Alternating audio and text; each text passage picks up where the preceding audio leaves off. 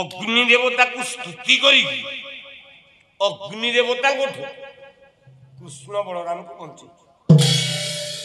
ତେଣୁ ଆମେ ଗୋଟିଏ ମତରେ ବାଧ୍ୟ ବା ଯାହା ବି ହଉ ଅର୍ଜୁନ ବଞ୍ଚେଇଛି କୃଷ୍ଣ ବଳରାମ। ସେ ଅମୃତସର ମାରୁ କି ଅଗ୍ନିକି ସ୍ତୁତି କରୁ।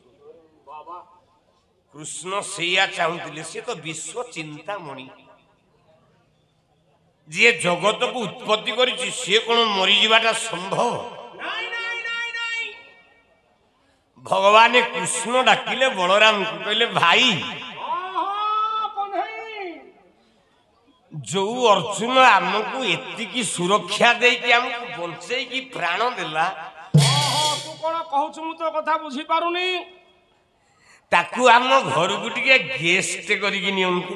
ଓହୋ, ଏତେ ବଡ ବିପଦରୁ ଉଦ୍ଧାର କଲା ତୋ ସ୍ତ୍ରୀ କି? ତୋ ସ୍ତ୍ରୀ କି ରାକ୍ଷ